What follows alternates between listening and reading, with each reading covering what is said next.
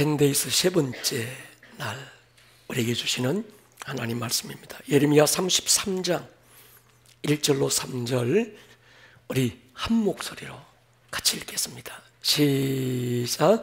예레미야가 아직 시위대 뜰에 갇혔을 때에 여호와의 말씀이 그에게 두 번째로 임하니라. 이르시되 이를 행하시는 여호와, 그것을 만들며 성취하시는 여호와, 그의 이름을 여호와라 하느니가 이와 같이 이르시도다. 너는 내게 부르짖으라. 내가 내게 응답하겠고 내가 알지 못하는 크고 은밀한 일을 내게 보이리라. 아멘. 이번 10번의 집회가 피곤할 수도 있고 또 우리 영육간에 또 바쁜 일상에 지침이 될 수도 있습니다. 그렇지만 여러분, 이번이 10번의 집회가 모든 삶의 우선순위가 될 때 하나님이 여러분들의 삶의 우선순위로 다가올 줄로 믿습니다. 리스타트의 시전에 여러분 무엇으로 출발할 것인가는 굉장히 중요합니다. 내 힘과 내 능이 아닌 능치 못함이 없는 말씀의 능력으로 여러분 출발할 때 이전과 같지 않는 다른 오늘을 여러분 기대하게 될 줄로 믿습니다. 몽골의 늑대 사냥꾼들이 야생 늑대를 사냥할 때 야생 독수리를 이용한답니다. 야생 독수리는 보통 시력이 9.0이래요. 높은 하늘 위에서도 물속에 있는 사냥감을 정확하게 본답니다. 그리고 수직 하강에서 내려올 때는 시속 120km의 속도로 내려온다는 거예요. 근데 이 사냥꾼들이 독수리를 조련하는 방법이 간단합니다. 독수리 집을 찾았다가 새끼가 부화되면 그 새끼를 데리고 와요. 그리고 그 새끼의 눈에 안대를 씌워 놓습니다. 안대가 씌워져서 하늘을 보지 못하고 자란 이 독수리는 야생의 본능과 자기의 정체성을 완전히 잃어버리고 조련사가 내밀어주는 먹이에 의존하여 살게 됩니다. 하늘을 보지 못하게 하는 안대 하나에 독수리 안에 있는 야생의 본능과 정체성이 한순간 사라지는 거예요. 마귀가 쓰는 방법이 똑같습니다. 마귀는 하나님의 자녀들이 하늘을 바라보는 걸 두려워해요. 하늘을 바라볼 수 없도록 성도들의 눈에 안대를 씌워놓고 마음의 눈을 가려버립니다. 마음의 눈이 가려진 성도는 자신을 향한 하나님의 부르심의 소망이 무엇인지, 성도 안에 주신 기업의 영광의 풍성함이 어떤 것인지, 믿는 자들에게 이미 넣어주신 힘, 이스쿠, 권세, 크레도스, 능력, 두나미스가 무엇인지 까마득히 잊어버리는 거예요. 마귀가 그것을 빼앗아갈 수는 없는데 그것이 내 안에 있다는 사실조차 모르도록 하나님께서 내 안에 넣어두신 영적 정체성과 모든 본능을 안대 하나 씌워주는 것으로 잊어버리게 만드는 겁니다. 그리고 마귀가 던져주는 고깃덩어리에 만족하여 살게 만드는 거예요. 그래서 바울은 에베소 교회에게 이렇게 기도합니다. 마음의 눈을 밝히사 그의 부르심의 소망이 무엇이며 성도 안에서 기업의 영광의 풍성함이 무엇이며 힘의 위력으로 역사하심을 따라 믿는 우리에게 베푸신 능력의 지극히 크심이 어떤 것을 저희로 알게 해주십시오. 저는 10번의 이 집회, 여러분 이게 채워져야 넘치는 게 있더만요.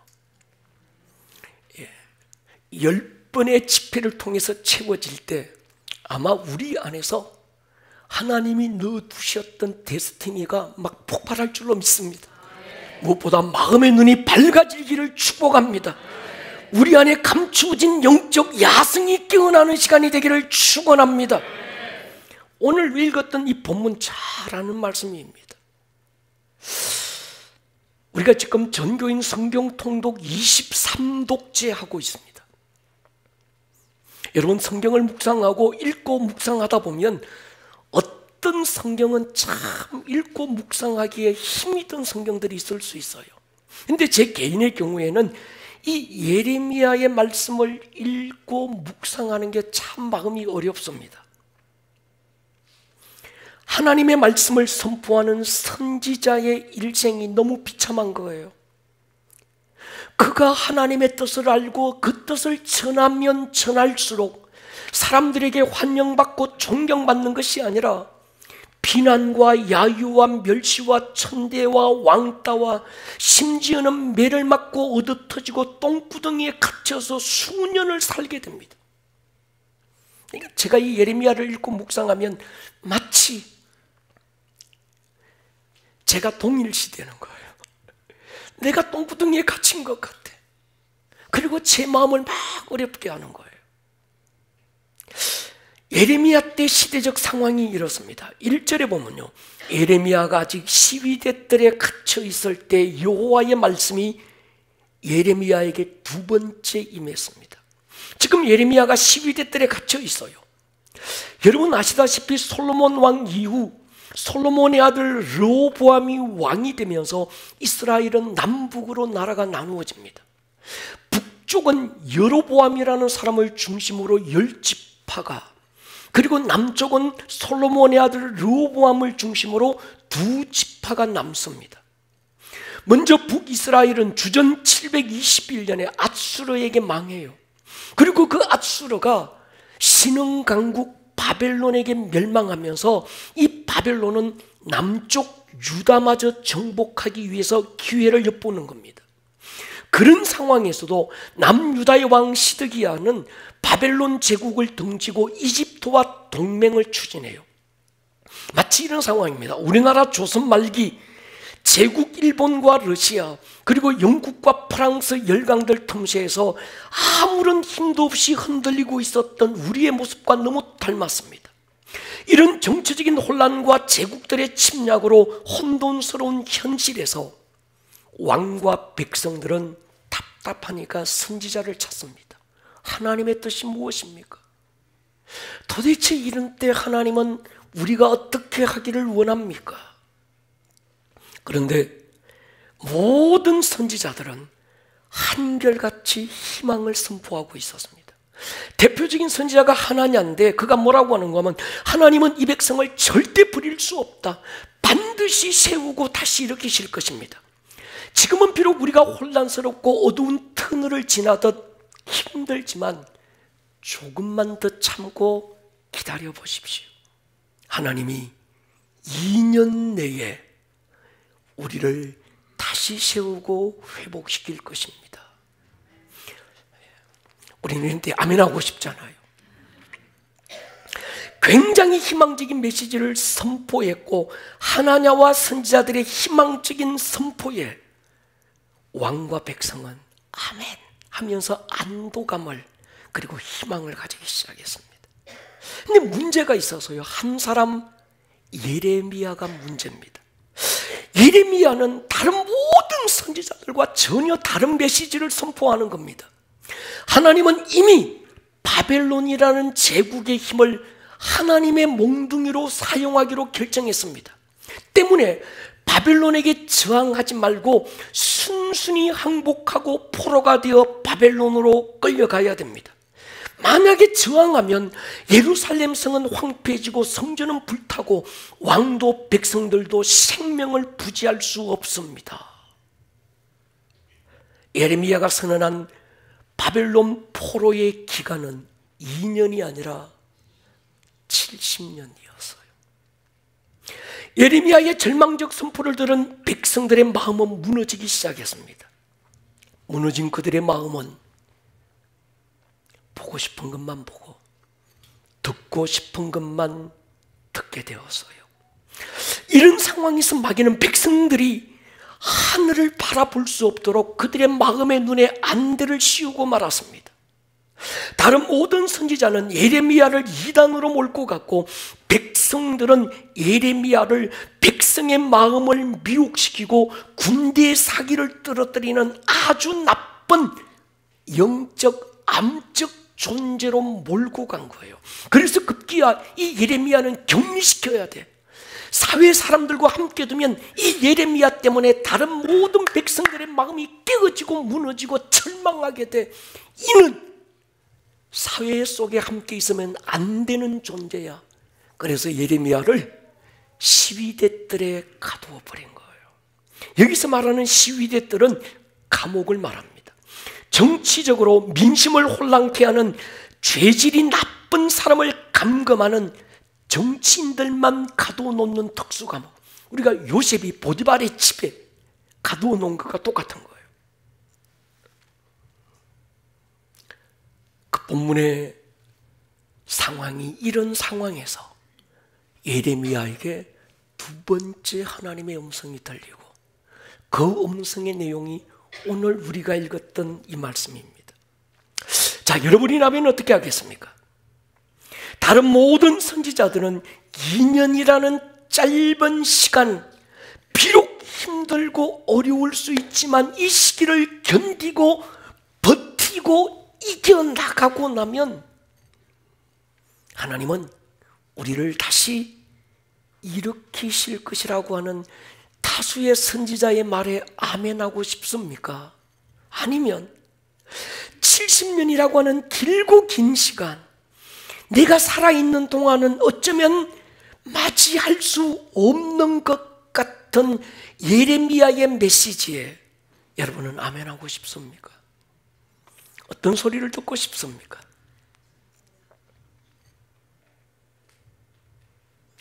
사랑의 하나님이 70년 동안 야만인 같은 바벨론을 통해 하나님의 백성을 혼내는 분이 아니야. 7년이라면 혹시 동의가 될지 모르겠는데 70년? 아이고야, 말도 안 돼요. 모세를 통해 하신 말씀 우리가 기억하는데 하나님이 절대 우리를 버리지 않는다고 하셔서 지금 예레미야 제가 뭔가 정신이 살짝 맛이 가서 하나님의 음성을 잘못 들은 게 틀림없어. 저 예레미야 미친 거 아니야? 우리가 누군데? 아브라함의 자손이야. 아브라함과 맺었던 언약을 하나님이 잊으실 리가 없어. 2년이라는 시간이 우리에게 비록 힘들 수 있지만 하나님이 우리 편이니 바벨론과 맞서 싸워보자. 이렇게 선포하는 다수의 선지자들이 하나님의 음성을 바로 들은 거야. 이 이야기를 듣고 싶지는 않습니까?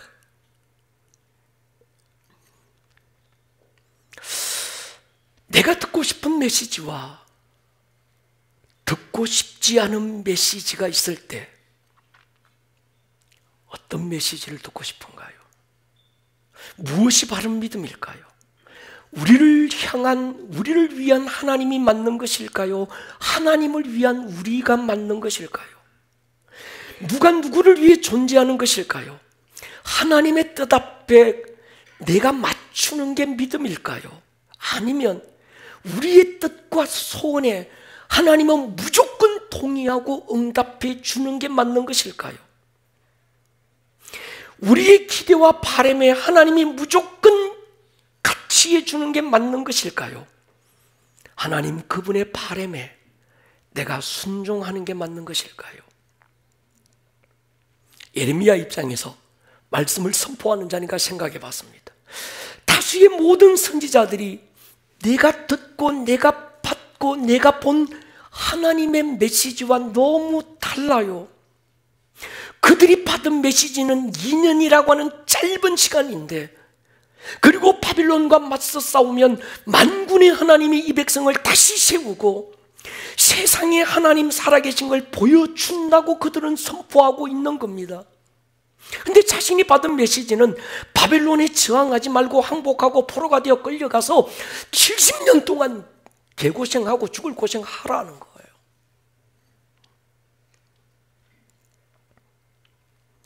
인간적으로 생각해 보지만 쉽지 않은 것 같아요. 믿고 싶지도 듣고 싶지도 않는 메시지를 하나님이 지금 예레미야에게 전하라고 하고 계시는 거예요. 예레미야는 압니다. 이 메시지, 자기의 메시지를 듣고 난 왕과 백성들이 얼마나 절망하게 될지 알아요. 그리고 듣고 싶지 않은 이 메시지를 듣고 난 그들의 반응이 자기에게 어떤 비난과 야유와 멸시와 천대로 다가올지도 예레미야는 가늠하고 있는 거예요. 나라면 어떻게 했을까? 첫 번째, 묵상입니다. 나도 내가 들은 음성이 있으니까 그래, 그들과 다른 메시지 전하지는 않더라도 꼭 입 닫고 있지 뭐. 나는 하나님의 음성을 못 들은 것처럼, 하늘의 하나님의 뜻을 모르는 자처럼 그저 말했다가 얻어터지고 말했다가 비난받고 얘기했다가 누구도 동의하지 않는 이 얘기를 내가 해야 될 이유가 뭘까? 침묵하고 싶더라고요. 그런데 예레미야의 중심을 보십시오.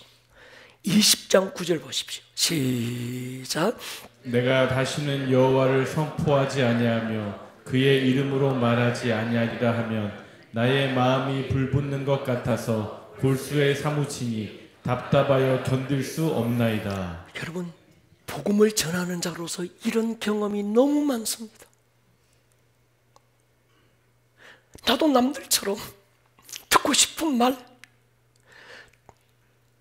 옆구리 살살 찔러주고 덩어리 긁어주고 위로해주고 조금만 참아봐래, 하나님이 함께한대, 용기 한번 내보자, 막 이런,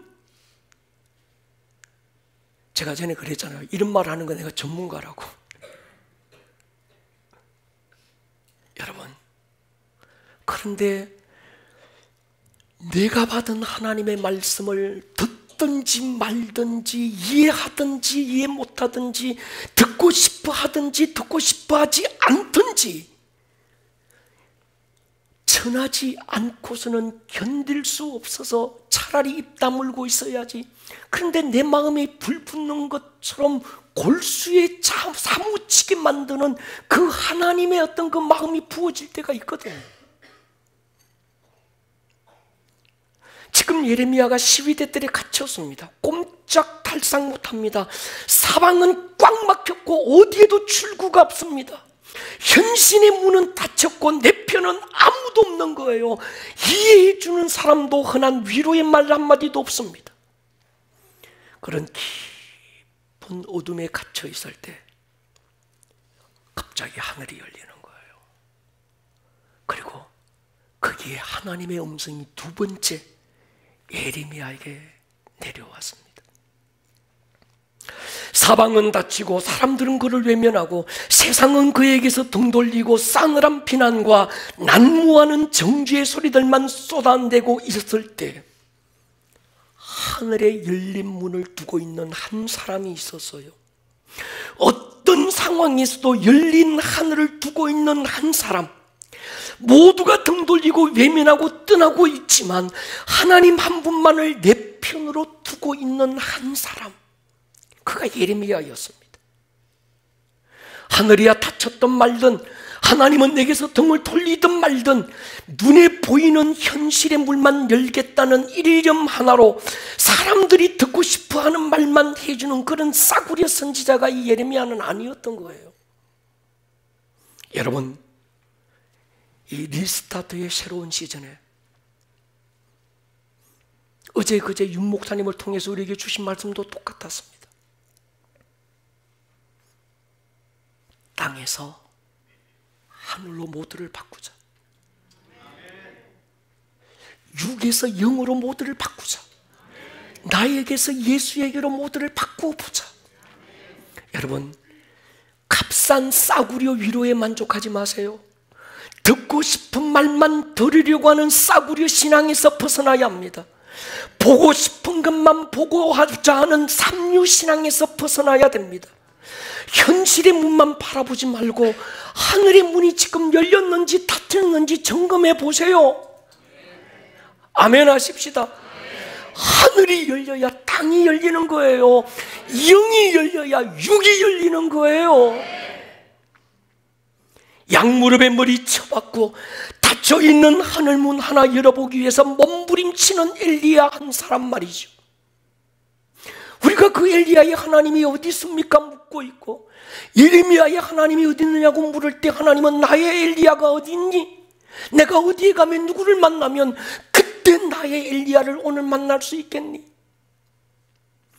850명의 대적들이 그를 우겨 싸우고 모든 백성들의 마음이 떠나고 제단들은 무너져 있을 그때 하늘에 닫힌 문 하나 열기 위해서 하늘의 하나님을 향하여 양무릎을 꿇고 그 사이에 머리 쳐박고 7번씩이나 목숨 건 기도를 드렸던 나의 엘리야를 내가 어디 가면 만나볼 수 있겠니?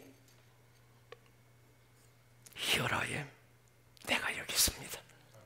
아멘입니까? 우리 교회가 주님 여기 있습니다. 그때나 지금이나 다수의 사람들은 하늘의 문이 닫혔는지 열렸는지 관심이 없어요. 그들의 관심은 현실의 문에만 고정되어 있습니다. 현실의 문만 열려 있으면 하늘의 문이야 닫혔든지 말든지 아무 관심이 없습니다. 아예 알고 싶지도 않은 거예요. 아예 보고 싶지도 않고 듣고 싶지도 않고 귀 틀어막고 있는 거예요. 현실의 문이 열려 있으니 나름 정상적인 신앙생활을 하고 있다고 위로하고 만족하는 겁니다. 오늘 아무런 일도 안 일어나고 있고 그저 어제와 다르지 않는 오늘 편안하게 가고 있으니 나 정상적으로 신앙생활하고 있다고 스스로를 착각하고 있는 거예요. 지금 영적 세계에서는 어떤 격동의 바람이 불고 있는지, 하늘이 이 땅을 어떻게 침노하기 위해서 칼을 빼들고 있는지 없는지, 하나님이 자신들을 어떤 시선으로 바라보고 계시는지 관심이 없어요. 그저 먹을 게 있고 그저 적당하게 마귀가 아니면 세상이 지어주는 고깃덩어리 몇 개 있으니까 야, 난 그래도 잘하고 있는 거야, 하나님 나 사랑하는 거야, 이러는 거예요. 그들에 대한 하나님의 시선을 한번 보십시오. 예레미야 7장 9절로 10절요. 너희가 도둑질하며 살인하며 간음하며 거짓 맹세하며 바알에게 분향하고 너희가 알지 못하는 다른 신들을 따르면서 내 이름으로 일컬음을 받는 이 집에 들어와서 내 앞에 서서 말하기를 뭐라고 합니까? 여러분, 그들은 지금 이렇게 말하고 있어요. 우리가 구원을 받았습니다. 어디에서? 교회 안에서. 도둑질하고 살인하고 우상에게 엎드려 절하고 다른 신들을 따르고 있으면서도 성전에 와서는 이렇게 그들은 말하고 있는 겁니다. 하나님, 하나님, 나 구원받은 백성이에요. 나 집사예요. 나 권사라니까요. 나 목사고 장로라니까요. 나 하나님의 사람이라니까요. 아름다운 꿈의 교회의 성도라니까요. 오늘도 예배의 자리에 내가 앉아 있다니까요. 여러분, 그건 신념이지 신앙이 아닙니다. 신념은 내가 만들어낸 믿음이에요. 나로부터 출발한 믿음입니다. 내가 보고 싶고 내가 듣고 싶어서 내 스스로 위로하며 만들어낸 믿음, 그걸 신념이라고 합니다. 근데 신앙은 하나님으로부터 온 믿음을 말합니다. 아멘 하십시다. 신념은 땅을 보지만 신앙은 하늘을 보는 거예요. 신념은 현실을 보지만 신앙은 영적 세계를 보는 겁니다. 신념은 나를 중심이지만 신앙은 예수가 중심인 거예요. 신념은 현실의 문을 열려고 몸부림을 치지만 바른 신앙은 하늘의 문을 열려고 몸부림을 치는 거예요. 신념은 사람의 마음을 얻으려고 구걸하지만 신앙은 하나님 그분 한 분의 마음을 얻기 위해서 주 앞에 무릎 꿇는 거예요. 많은 다수가 지금 사람과 현실과 땅을 바라보고 있을 때 오직 한 사람, 예레미야, 그는 그들과 달랐습니다. 그들과 달랐다는 표현 어디서 많이 듣던 말씀 아닙니까? 내 종 갈렙은 그들과 달랐대. 다윗 그 한 사람은 그들과 달랐대. 엘리야 한 사람은 그들과 달랐고 모세 한 사람만은 그 백성들과 달랐다는 거예요. 리스타트의 시즌에 우리 교회가 그런 교회가 되십시다. 세상 다수의 교회와 다른 교회 말이죠. 세상 다수가 많은 교회들이 인문적이고 교리적이고 이론적이고 철저하게 율법적이고 기복적이고, 그래서 내 뜻, 내가 듣고 싶은 말만 해주세요, 내가 보고 싶은 것만 보여주세요, 복 주고 복 달라고 우리가 하나님 앞에 무릎 꿇는 그런 교회 말고 말이죠. 이 시대를 향한 하나님의 마음을 알아서 그 마음을 성공시킬 수 있는 그런 교회. 아멘 하십시다. 하나님 따라갈 수 있기를 축복합니다. 모든 사람이 비웃고 등 돌리고 민족의 반역자라고 정죄할 때도 여전히 열린 하늘의 문 바라보고 하나님 그분에 의해서 나의 시선을 떼지 않는 그 사람. 여러분, 현실은 닫혀 있을 수 있습니다. 그러잖아요. 경제, 정치. 지금 이 나라 상황을 볼 때 다 닫힌 것 같아요. 어디가 열려 있는지, 대선을 앞두고 아무리 찾아봐도 열린 구멍이 없어요. 답답해서. 근데 그때 우리가 보아야 될 건 하늘을 보셔야 합니다. 영의 세계를 볼 수 있기를 축복합니다. 하늘에서 이루어진 하나님의 뜻은 닫히고 묶인 차가운 감옥 안에서도 이루어지고 마는 거예요. 하나님의 임재를 가로막을 상황은 없는 줄로 확신합니다. 바울과 실라 보십시오. 차가운 지하 감옥에 던져지고 닫히고 착고에 묶이고 어둡고 칙칙한 습기로 가득한데도 하나님의 임재를 가로막지는 못했습니다. 하나님의 영광의 빛을 차단할 수 있는 게 없었던 거예요. 한 번은요, 이 바울이 죄수의 신분으로 로마로 압송이 되고 있었어요. 바울과 다른 모든 죄수를 태운 배가 한참 항해하고 있을 때 유라굴로라고 하는 거대한 풍랑이 덮쳤습니다. 며칠째 하늘은 캄캄했고 먹지도 마시지 못하고 이젠 거의 죽음 직전까지 가는 상황이 된 거예요. 그때 바울이 그렇게 말합니다. 내가 그레데에 있을 때 이렇게 되리라고 말하지 않았느냐. 사실 바울이 그랬거든요. 그레데에 머물 때 처음 이 항해를 로마로 압송되어 죄수로 끌려갈 때 이 배로 움직이는데 바울이 얘기합니다. 내가 기도하는데 이 배가 항해를 하다가 굉장한 어려움을 당한다고 하나님이 내게 알려주셨다. 지금 출항하면 안 된다. 그런데 선주와 선장이 많은 사람들이 바울 쓸데없는 소리 한다고 말이죠. 내가 바다의 전문가고 항해에 내가 전문가야. 네가 뭐 전문가야? 넌 아무것도 모르잖니. 내가 바다는 전문가야. 그러면서 억지로 항해를 출항합니다. 그러다가 지금 이 상황을 맞은 거예요. 그때 바울이 하는 얘기가 있습니다. 내가 너희를 권하노니 이제는 안심하라. 너희 중 아무도 생명에는 손상이 없겠고 오직 배뿐일 것이다.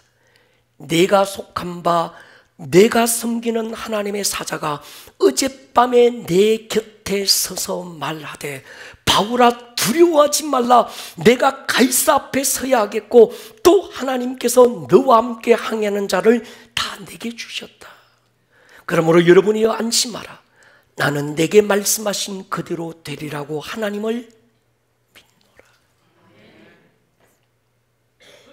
묶였고 죄수의 신분으로 지금 끌려가고 있고 할 수 있는 게 아무것도 없는 이 바울. 그건 하늘의 문이 열려 있었습니다. 그리고 주님의 음성을 듣고 있었던 거예요. 오해하지 말고 들으십시오.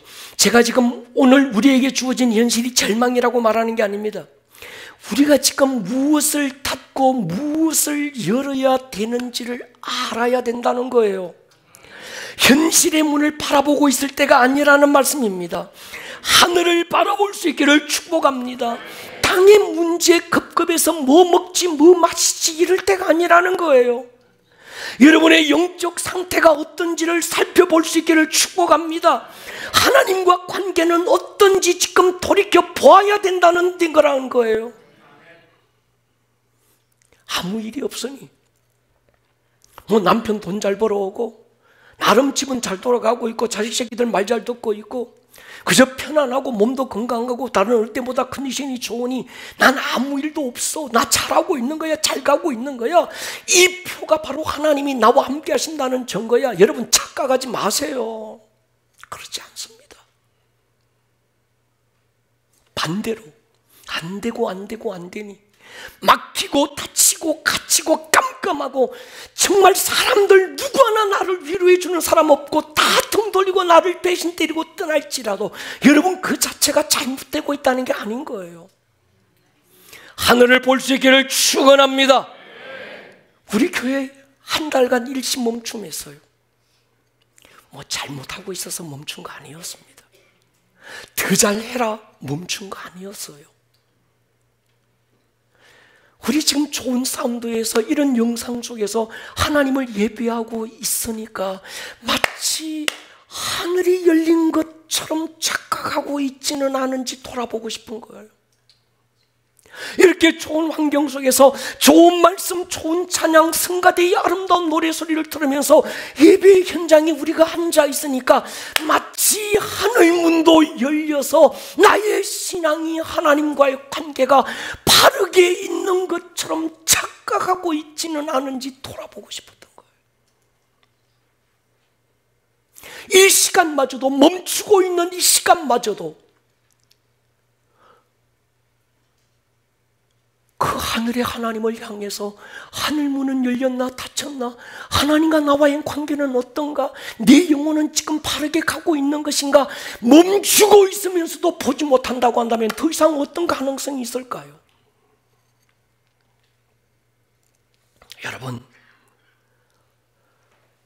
하늘이야 닫혀있든 말든 현실의 문제만 돌파하려고 하는 잘못을 범하면 안 됩니다.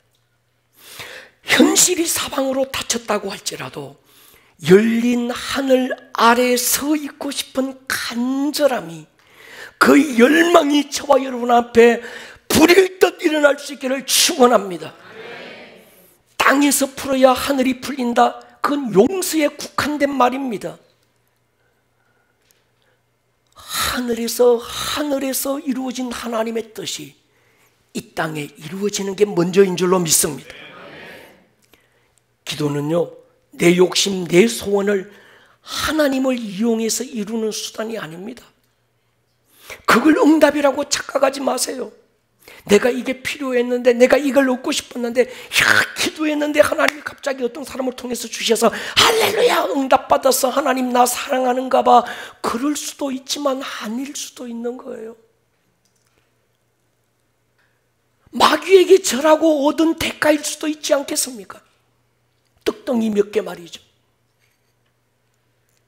기도는 하늘에서 이루어진 하나님의 뜻이 여러분의 삶에 부러지기를 구하는 것입니다. 모든 사람들이 무엇을 먹을까 마실까 입을까 종교적인 기도, 샤머니즘적인 이방인의 기도를 하고 있을 때 주님이 그들의 기도의 패러다임을 바꾸신 거예요. 그렇게 기도하지 마라, 이렇게 기도해라. 어떻게 해요? 하나님의 나라가 임하기를 기도해라. 하늘에서 이루어진 하나님의 뜻이 내 삶에 부러지기를 구하라는 거예요. 여러분, 지금 예레미야는 12대 뜰 안 감옥에 갇혀 있습니다. 제가 생각해 봤어요. 바울과 실라처럼 똑같은 감옥에 바울과 실라는 갇혔어요. 베드로도 야고보와 함께 감옥에 같이 갇혀 있었어요. 근데 바울과 실라가 꼼짝없이 감옥에 갇혀 있었고 베드로도 감옥에 갇혀 있었는데 바울과 실라에게는 하나님께서 천사를 보내셔서 땅을 막 진동시키고 결박을 풀어버리고 감옥의 문을 터뜨려 버리고 하나님 살아계신 걸 보여주시잖아요. 베드로는요, 내일 죽을 거예요. 근데 그 밤에 하나님께서 천사 보내서 옆구리 찔러서 그 집어내가지고 데리고 나오잖아요. 그리고 큰 사거리 여기에 서서야 보니까 지가 지금 환상 보고 있는가 생각했는데 보니까 진짜 천사가 자기를 끌고 나왔거든. 할렐루야 이랬을 거예요. 근데 여러분이 예레미야는 그런 일이 없습니다.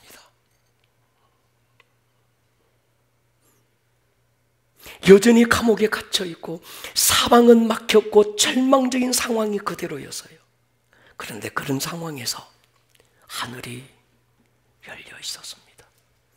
그런 상황에서도 여호와의 말씀이 두 번째 예레미야에게 들려온 거예요.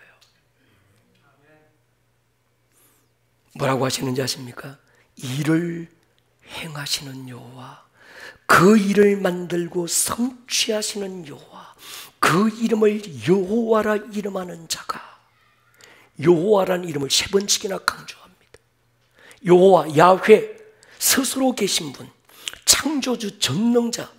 지금 하나님께서 예레미야에게, 예레미야 너 지금 다쳤지 갇혔지 할 수 있는 게 아무것도 없지, 사람들은 다 등 돌리고 너를 죽일 놈이라고 지금 야유하고 있지, 그러나 두려워하지 마라.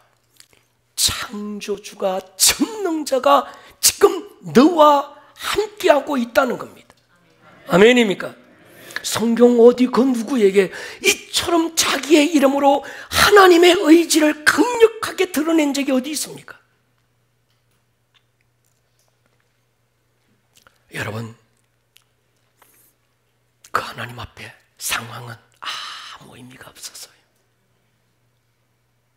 그 일을 만들고 지어서 성취하시는 하나님이 그를 보고 계시는 거예요. 할렐루야. 이 리스타트의 새로운 시즌에 내 힘, 내 계획, 내 경험, 내 능력 이것 말고 일을 지어 성취하시는, 만들어서 기억고 이루고야 마시는 그 하나님의 능력이 저와 여러분들의 새로운 시즌을 이끌고 갈 수 있기를 축원합니다. 예레미야와 같은 시기, 같은 상황에서 사역하던 구약에 또한 선지자가 있었습니다. 누구였을까요? 에스겔이에요. 에스겔과 예레미야는 남유다의 선지자였는데 예레미야는 아직 조국 유다에 남아 있었고 에스겔은 1차 포로로 끌려갔습니다. 에스겔 하면 생각나는 한 사건이 있습니다. 하루는 하나님께서 선지자를 메마른 뼈가 가득한 골짜기로 데려가잖아요. 1절로 3절에 보면 37장에 같이 읽을게요. 시작. 여호와께서 권능으로 내게 임재하시고 그의 영으로 나를 데리고 가서 골짜기 가운데 두셨는데 거기 뼈가 가득하더라. 나를 그 뼈 사방으로 지나가게 하시기로 본즉 그 골짜기 지면에 뼈가 심이 많고 아주 말랐더라. 그가 내게 이르시되 인자야 이 뼈들이 능히 살 수 있겠느냐 하시기로 내가 대답하되 주 여호와여 주께서 아시나이다. 우리가 코로나를 통과하면서 그 코로나의 영적 압력에 이걸 뚫어내기 위해서 이 말씀을 우리가 목이 터져라고 외쳐드렸어요. 생기야 사방에서부터 불어와서 아프리카에서, 유럽에서, 남미에서, 북미에서, 저 인도에서, 아시아에서 모든 사방에서 불어와서 이 사망을 당한 자를 살게 하라. 우리 얼마나 외쳤어요? 결과 우리 뚫고 나온 줄로 믿습니다. 근데 자세히 묵상해 보면 예레미야 33장의 이 사건과 이 에스겔서 37장의 사건이 연결되어 있습니다. 하나님이 자신을 나타내신 모습도 에스겔이 처한 상황도 예레미야의 상황과 다르잖아요. 마를 대로 말라서 석회가루처럼 뿌연 뼈들을 보여주시면서 인자야 이 뼈들이 능히 살겠느냐? 소망 없는 뼈들 보여주시면서 살겠느냐 물을 때 여러분 같으면 무슨 대답을 하겠습니까? 질문을 하시는 의도를 먼저 생각해 보면 에스겔의 생각이 궁금해서 하나님이 묻는 게 아니었어요. 저 에스겔이 도대체 이 뼈 보여주면 무슨 생각할까? 혹시 기가 막힌 아이디어가 나오지 않을까? 하나님께서 궁금해서 에스겔에게 물은 게 아니라는 거예요. 질문하실 때는요, 저 메마른 뼈들이 살아날 힘이 에스겔에게 없다는 걸 아셔요. 아무런 방도가 없다는 것도 하나님 아십니다. 알면서 물은 건 뭔가 하면 내가 살리겠다는 거예요, 하나님이. 아멘입니까? 전능하신 여호와, 그 이름을 여호와라 하시는, 짓고 성취하시고 만들고 이루시는 스스로 계신 여호와 하나님만 그 일을 할 수 있다는 거예요. 어느 누가 메마른 뼈를 보여주며 저 뼈들이 능히 살 수 있겠느냐, 누가 물을 수 있겠습니까? 어느 AI에게 물어보십시오. 저 메마른 뼈가 살 수 있겠니? 챗GPT4야 살 수 있겠니? 물어보십시오. 여러분, 그들을 하나님의 군대로 일으킬 수 있는 분은 하나님입니다. 할렐루야. 질문의 답이 하나님께만 있다는 거예요. 모든 답을 하나님으로부터 찾으라는 거예요. 지금 하나님이 동일한 상황에 있는 예레미야에게 동일한 모습으로 자기를 나타냅니다. 일을 만들고 성취하고 이루는 여호와, 그 하나님이 에스겔의 하나님, 예레미야의 하나님이 아니라 여러분의 하나님이시라는 거예요. 여러분, 하브루타라는 유대인 교육법이 있습니다. 하브루타는 질문하는 거예요. 이 시대는요, 답을 찾는 시대가 아닙니다. 저희들 학교 다닐 때는 답을 찾아서 달달달달달 외웠어요. 근데 그러면 빵점입니다. 지금은 질문을 찾아야 합니다. 하브루타가 바로 이 질문입니다. 여러분의 인생에 답을 찾지 않을 수 있기를 축복합니다. 질문을 찾으셔야 돼요. 내 한계 안에서 할 수 있는 질문이 아니고, 야훼 전능자 창조주, 일을 짓고 성취하시고 만들고 이루시는 그 하나님의 한계 안에서 할 수 있는 질문을 찾아야 되는 거예요. 이 일도 하나님은 하실 수 있을까? 이 일을 하나님은 어떻게 하고 싶으신 것일까? 이 일이 그분에게도 절망적일까? 하나님의 기쁘시고 온전하신 뜻은 무엇일까? 질문을 찾는 거예요. 이 질문을 통해서 얻은 답이 여러분의 믿음이어야 하는 겁니다. 일을 행하시는 전능자, 그것을 지어 성취하시는 창조주, 스스로 계신 그 하나님, 그 하나님이 하실 수 있는 질문을 하는 거예요. 내가 할 수 있는 질문 말고 하나님만 하실 수 있는 질문의 범위 말이죠. 우리는 나의 하나님을 너무 작게 만들고 있습니다. 모든 상황에서 질문하십시오. 일을 행하시는 여호와, 그것을 지어 성취하시는 여호와, 여호와라 이름하시는 내 아버지는 이 일을 능히 하실 수 있는가? 이 질문을 통해서 여러분의 믿음이 증명될 수 있기를 축복합니다. 여호와라 이름하는 창조주 전능자 하나님이 선지자에게 메마른 뼈를 보여주시면서 생기라고는 눈꽃만큼도 없는 메마른 뼈를 지금 보여주면서 저 메마른 뼈들이 능히 살 수 있겠느냐 질문하는 이유가 무엇일까요? 또 자신의 이름을 전능자 창조주 여호와 세 번씩이나 반복하며 자기의 이름을 나타내면서 이 선지자에게 말씀하시는 이유가 무엇일까요? 답은 하나님께 있고 그 일을 이루시는 분은 하나님이지만 우리가 해야 되는 한 가지가 있다는 거예요. 이 리스타트에서 우리는 이걸 찾아야 합니다. 지금 에스겔에게 저 뼈들이 능히 살 수 있겠느냐 왜 물으셨을까?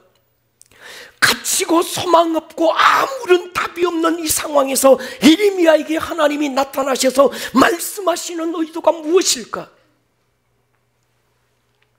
그 하나님, 일을 지으시고 성취하시고 만들고 기었고 이루고야 마시는 하나님, 사방은 닫혔고 사람들은 아무것도 알 수 없는 그 상황에서 반드시 이 상황에서도 어떤 일을 기었고 이루어내시는 그 하나님이 나의 하나님, 나의 상황이 되고 내 삶에 그 하나님이 나타나기 위해서 우리가 해야 되는 일은 뭘까요? 그게 있어서 묻는 거예요. 그게 뭘까요? 들려오는 말씀이 있었습니다. 너는 내게 부르짖어라. 내가 네게 응답하겠고. 우리가 이 구절을 얼마나 많이 암송합니까? 얼마나 많이 묵상하고 얼마나 많이 노래하고 얼마나 많이 이용해서 써먹고 있습니까? 얼마나 적극적으로 동의하고 싶으십니까? 너는 내게 부르짖으라. 내가 네게 응답할 거야. 할렐루야. 동의하고 아는 것과 실제 부르짖고 기도하는 건 다른 거예요. 아멘입니까? 고기를 끄떡이는 이 누구나 할 수 있습니다. 진정으로 아멘으로 받아서 믿음의 두 손을 들고 부르짖는 건 아무나 할 수 있는 일이 아닌 거예요. 여러분, 우리가요 코로나로 인해서 중요한 기업을 빼앗기고 말았습니다. 코로나가 마스크를 씌워놓고 우리의 입술에 발성을 빼앗았어요. 여러분, 이 새로운 시즌에 이 영상을 회복하기를 축복합니다. 그 일을 짓고 성취하는 분이 하나님이고, 하나님이 메마른 뼈를 정말 하나님의 군대로 다시 일으킬 것이지만, 우리가 할 수 있는 일, 아니 반드시 해야 되는 게 있다면 세련된 종교 모양은 포기하고, 남들 볼 때 어설퍼 보이고 남들 볼 때 삼류처럼 보이고 남들 볼 때 덜 지적인 사람처럼 보이고 모양 빠져 보이더라도 하늘의 하나님을 향하여 주님 살려달라고 부르짖고 기도하는 이 영성이 살아나야 합니다. 이걸 다시 일으키셔야 되는 거예요. 이 종교적인 세련됨은 주님도 역겨웠습니다. 바리새인들을 향해서 했던 말씀이 있어요. 여러분, 왜 춤을 추지 않느냐고 말할 필요 없습니다. 그 사람은 노래를 들을 수 없어서 그래요. 왜 부르짖지 않습니까? 그 안에 생명이 없든지, 아니면 살기는 살았는데 이게 죽은지 살았는지도 모르는 코마 상태에 빠졌든지. 목사님, 나는 원래 기질적으로요, 나는 N형이고요, 나는 그저 I고 나는 그래서 내향적이고. 여러분, 아닙니다. 그 안에 부르짖지 않고서는 견딜 수 없는 중심이 불붙는 것 같아서 골수에 사무쳐 견딜 수 없는 사람들이 부르짖는 거예요. 할렐루야. 이분이 10번의 집회, 우린 이거 하나만 살려도 괜찮습니다. 윤성길 목사님 그러시더라고요. 목사님, 교회에서 아멘 잘 안 가르쳤습니까? 이러더라고요. 제가 쪽팔려서요. 여러분, 우리가 부르짖으면 하나님이 응답하실 것입니다. 우리가 알지 못하는 크고 비밀한 일을 보게 하실 줄로 믿습니다. 흑암 중에 보화, 숨겨진 재물, 그 모든 걸 얻고도 발 아래 무릎 꿇칠 수 있는 하늘 모드의 첫 번째 모드는 부르짖고 기도하는 것입니다. 이제 우리 교회 안에 이걸 회복해 나가십시다. 부르짖고 기도해 보십시다. 할렐루야. 머리를 한번 숙여 보십시다. 주님,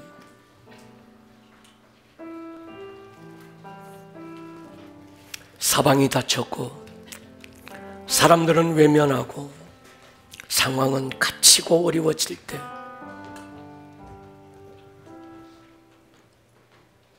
우리가 해야 될 일이 뭘까요?